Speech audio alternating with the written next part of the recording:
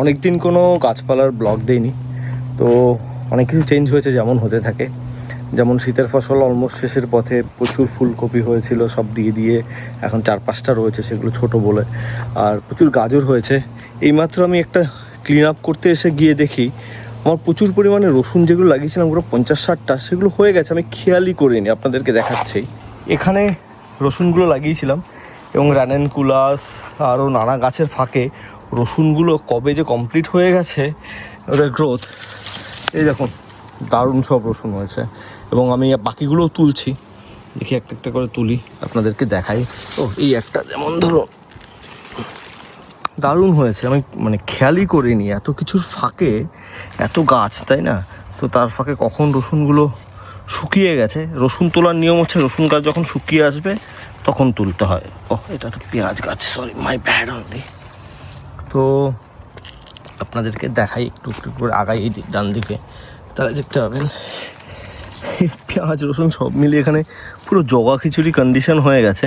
কিছুদিন বাদে পেঁয়াজগুলো তো তুলবো। এই ধরুন একটা রসুন যথেষ্ট বড় হয়েছে, এই একটা রসুন গাছ। ও এটা তো দারুণ হয়েছে,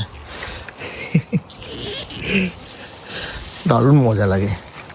আমি অনেক দিন ধরে ভাবছি রসুনগুলো তুলবো, তারপর নানা কিছুর মাঝখানে না ভুলে যাই, যেটা হয় ন্যাচারালি, সবারই তো নানা কাজকর্মে সবাই বেশি থাকে।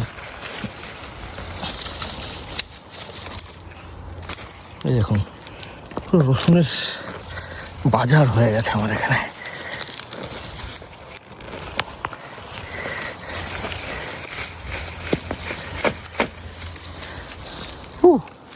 দারুণ দারুণ হয়েছে।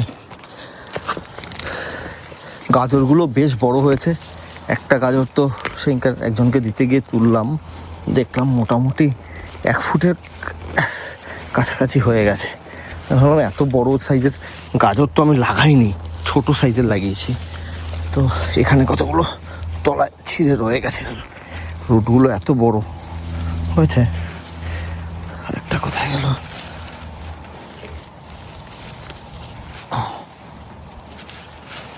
এগুলোকে সরাই, তারপরে আবার ভাগ করা যাবে।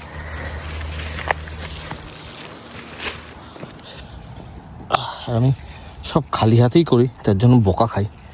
বউ প্রচুর বলে যে করো না, নোংরা হতে পারে, তবে পোকামাকড় নানা কিছু তো থাকে।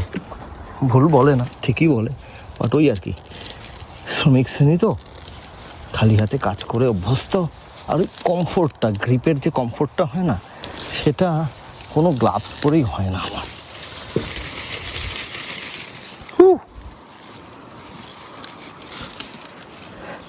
প্রচুর পরিমাণে রসুন উঠলো। রসুন মোটামুটি তোলা হয়ে গেছে। তো যেটা হয়েছে যে এখানে পুরো আলু, রসুন, পেঁয়াজে এত খিচুড়ি হয়ে আছে যে হতে পারে 2-4টে রসুন মিস হয়ে গেছে এত পেঁয়াজের মাঝখানে। এখানে কয়েকশো পেঁয়াজ গাছ আছে, 8 রকমের পেঁয়াজ আছে। তো যাই হোক, তো মোটামুটিভাবে গোটা 40-50টা তো হবে আরামসে, তলায় প্রচুর। যেটা হচ্ছে যে রসুন তুলতে গিয়ে কিছু কিছু আলুর, পেঁয়াজ এগুলো উঠে আসছে টানের চোটে, সব একসাথে খিচুড়ি হয়ে আছে। তো যাই হোক, আর তো দেখতে পাচ্ছি না, আবার পরে এসে দেখবো। এখন আবার বেরোতে হবে, গাড়ির স্মোক করাতে হবে। তো যাই হোক, এই রানানকুলাসের রুটগুলো তুলে ফেলেছি বেশ কিছু, যেগুলো শুকিয়ে এসছে। তারপর এগুলোকে ঝেড়ে পুছে পরিষ্কার করে রুটগুলো কেটে রাখতে হবে। আরও কিছু রয়ে গেছে ওখানে, যেগুলো কাঁচা, মানে রুটগুলো পরিণত হয়নি। যেটা হয় হচ্ছে যে এক্সিস্টিং রুটগুলো থাকবে, নতুন যে রুটগুলো গজিয়েছে বেরিয়েছে সেগুলো পরিণত হবে না। ফলে আপনি এই অবস্থায়, সবুজ অবস্থায় যদি কেটে ফেলেন, সেই রুটগুলো থেকে পরের বছর গাছ পাবেন না। পুরোনো রুটগুলো যদি থাকে তাহলে পাবেন। যাই হোক, এখন একটু গাজর তুলি। দেখে বড় গাজরগুলো মোটামুটি জনগণকে বিলিয়ে দিয়েছি। তারপরে প্রচুর রয়েছে, আমার কুমড়ো গাছ আসছে, তো এখানে লাগাতে হবে। তো কিছু গাজর তুলি। গাজর আমি ছোট প্রজাতি লাগিয়েছি, কিন্তু 2-1টা গাজর দারুণই বড় হয়েছে। সেখানকার তুলতে গিয়ে দেখলাম এটা 6 ইঞ্চির কাছাকাছি। তো কিছু গাজর তোলা যাক। কালকে কটা তুলে খালি খেয়েছি, বেশ ভালো লেগেছে। বড় গাজর কোথায়? এখানে একসাথে পুরো দল বেঁধে হয়েছে। যাই হোক, ছোট বড় মিলিয়ে তুলে ফেলতে প্রচুর। এখানেও একসাথে অনেকগুলো হয়েছে। একটা আমি ভিডিওটা মোবাইলেই করছি, আমি কোনো গিয়ারগুলো বার করে নিই। এখানে হঠাৎ করে চোখে পড়লো যে রসুনগুলো হয়ে গেছে, তাই সাথে সাথে হাত পা নোংরা। আচ্ছা, গাছের কাজ করছি অনেকক্ষণ ধরে, না এটা খারাপ না। তো সেই অবস্থায় আর ঘরে গেলাম না, যা হয়েছে এটা দিয়েই করে নিই। পকেটে মোবাইলটা ছিল, তো ওটা দিয়েই করে দিচ্ছি। তো আপনাদের দেখানো শুধু, এটার সেই অর্থে সেই রকম ব্লগ কিছু নয় যে শীতের ফসলগুলোর শেষের পথে।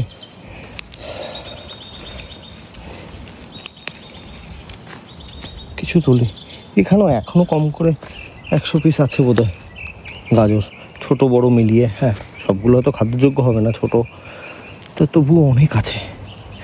এই একটা টানলে গাজরগুলো 4-5টা উঠে আসে। তো এই হচ্ছে গল্প গাথা। আর ফুলকপি কটা পড়ে আছে, ওটা 1 2 3 4 5 6 7টার মতো পড়ে আছে। ওই বেডটা পুরো খালি করে দিয়েছি, ওখানে বিন, করলা আর কিউকাম্বার লাগিয়ে দিয়েছি। ছোট ছোট দেখাবো পরে, বড় হোক। আর এখানে পড়ে আছে কয়েকটা ফুলকপি, সপ্তাহ 2-এর মধ্যে যা হবে হবে, বাকি ফেলে দেবো ধরে। আচ্ছা, এইটা হচ্ছে আমার লাউ কুমড়োর, এটা হচ্ছে আমার তরমুজের, ওইটা হচ্ছে শশা, বিন, শিম আর করলার বেড। ওটাতে 4টে গাছ, এটাতে 2 রকম গাছ, আর এখানে শুধু তরমুজ লাগানোর ইচ্ছা আছে।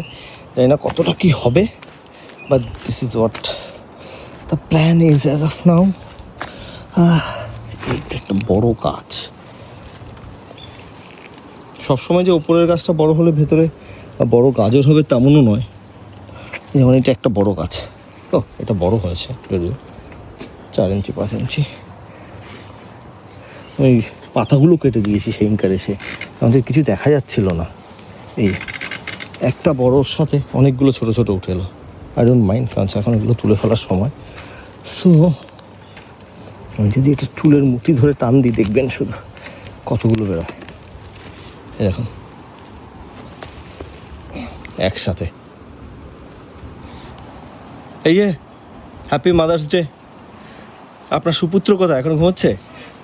এখনো ওঠেনি। এই দেখ, চুলের মুঠি ধরে টান দিয়েছি, একসাথে কতগুলো উঠেছে। তোকে যেটা দেখার দেখ, এগুলো সবজি করে ফেল বা যাই কর। আর যেটা দেখানোর জন্য ডেকেছি এদিকে। আমি বলছিলাম না রসুন তুলবো রসুন তুলবো, একটু আগে এসে দেখি যে রসুন হয়ে গেছে, আমার খেয়ালই করিনি। আর পেঁয়াজ গাছ আর রসুন গাছ একসাথে খিচুড়ি হয়েছিল বলে বুঝতেই পারিনি যে রসুনগুলো হয়ে গেছে। তুই দেখ শুধু রসুনের সাইজ দেখ, তার সাথে কয়েকটা আলু। না না, উপরের খোসাটা, এই উপরের খোসাটা ঠিক আছে, এরপরে ভেতরে এসে হয়ে যাবে, একটু শুকোলে সাদা হয়ে যাবে, আর একটু বেগুনি থাকে। এইটা দেখ কি বিশাল, বুঝিস? আর দেখ এখানে গোটা 40-50টা আছে আরামসে। এই যে প্রচুর আলু হচ্ছে ভেতরে ভেতরে, কয়েকটা পেঁয়াজ আর আলু উঠে এসছে এই টানের চোটে। যাই হোক, আজকে ব্লগটা এই পর্যন্ত রাখি। এটা সেই অর্থে প্রথাগত ব্লগ নয়, হঠাৎ করে দেখলাম রসুনগুলো তোলার মতো হয়ে গেছে, তুলে ফেললাম। যেটা হয় যে আমি যদি এখন না তুলি, রসুনের ওপরে গাছগুলো শুকিয়ে মরে যাবে, টেরও পাবো না, তলায় রসুনগুলো থেকে যাবে আর জল পড়তে পড়তে পচে যাবে। তো সেই জন্যই বললাম পেলাম যখন তুলে ফেলি। আবার কবে, আজকে রোববার, আবার 1 সপ্তাহ পরে থাকবে, ততক্ষণে রসুনগুলো অনেকগুলোই ক্ষতি হয়ে যেতে পারে, তাই তুলে ফেললাম। কিছু গাজরও তুললাম। যাই হোক, এখন রাখি এই পর্যন্তই। গাড়িটা নিয়ে বেরোতে হবে, গাড়িটা স্মোক করাতে হবে, লাঞ্চ করবো আজকে মাদার্স ডে। তো ভাবলাম বাইরেই লাঞ্চ করে আসি একবারে, আর তারপরে মন্দিরে যাব, মন্দির পুজো টুজো সব কমপ্লিট করে একবারে রাতে বাড়ি ফিরবো। যাই হোক, দেখা হবে পরের ব্লগে। ভালো থাকবেন, ভালো রাখবেন।